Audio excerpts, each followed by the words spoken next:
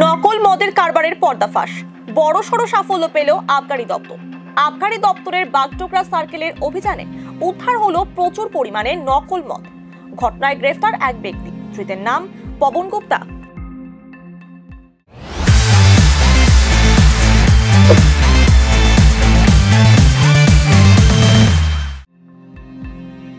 রবিবার গোপন সূত্রের খবরের ভিত্তিতে বাগডোগরার ভুট্টাবাড়ি এলাকায় অভিযান চালায় আবগারি দপ্তরের বাগডোগরা সার্কেলের টিম।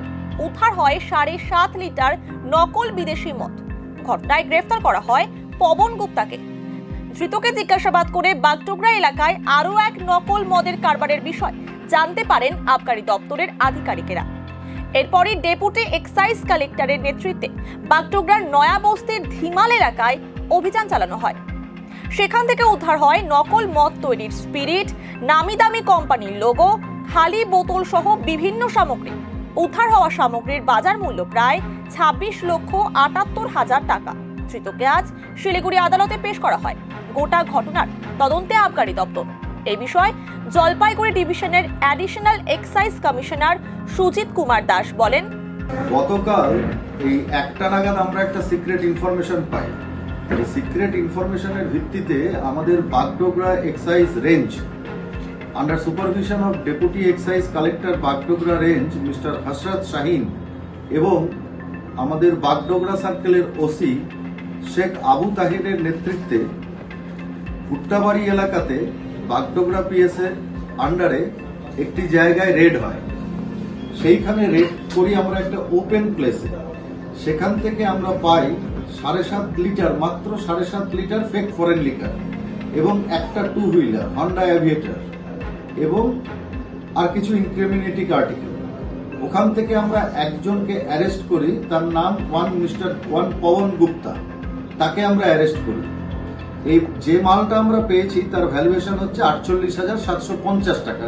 দুপুরবেলা আমাদের যে কেসটা হলো, এইবার এই পবন গুপ্তাকে ইন্টারোগেট করে আমাদের অফিসাররা জানতে পারে যে একজন নটোরিয়াস বুটলেগার, তার নামটা আমরা এখন বলছি না ইনভেস্টিগেশনের স্বার্থে, আর একজন notorious bootlegger, he is also engaged in such type of illicit manufacturing.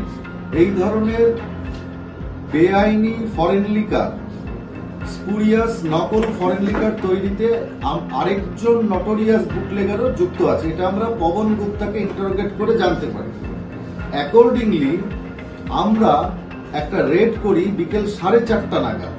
এই রেডটা করা হয় আপনার নয়া বস্তি ধিমাল বলে একটি জায়গা আন্ডার বাগডোগরা পিএস, এবং সেখানে রেড করে যা যা পাওয়া যায় সেগুলো আমি আপনাদের বলছি। ওভারপ্রুফ স্পিরিট 600 লিটার পাওয়া যায়। ফেক ফরেন লিকার পাওয়া গেছে 100 litre.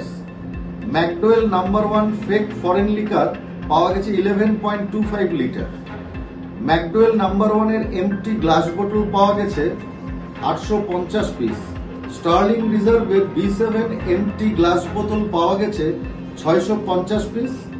McDowell number 1 luxury fake cap, যেগুলো আপনারা এখানে দেখতে পাচ্ছেন, এগুলো পাওয়া গেছে 3000 পিস।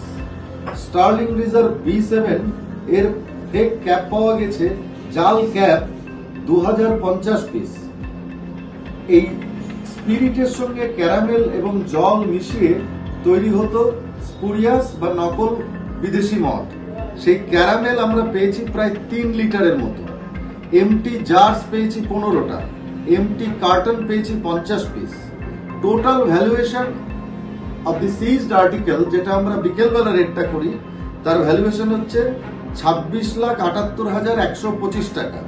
আমি এই রাইট আপটা আপনাদের দিয়ে দেব, কিন্তু মূল যে বিষয়টা বলার, এর আগেও আমরা এরকম ফেক ফরেন লিকার বা ফেক কান্ট্রি স্পিরিটের ছোটখাটো ম্যানুফ্যাক্চারিং আমরা আনার্থ করেছি, আমরা সেটাকে ধ্বংস করেছি। কিন্তু এর পরেও আমরা দেখতে পাচ্ছি বিভিন্ন র্যাকেট রয়েছে যারা এই ধরনের ফেক ক্যাপ, ফেক লেবেল, ওপি স্পিরিট, ক্যারামেল, কালারিং এজেন্ট মিশিয়ে 2 নম্বরই বিদেশি মদ তৈরি করে বিভিন্ন ডেন থেকে বিক্রির চেষ্টা করছে।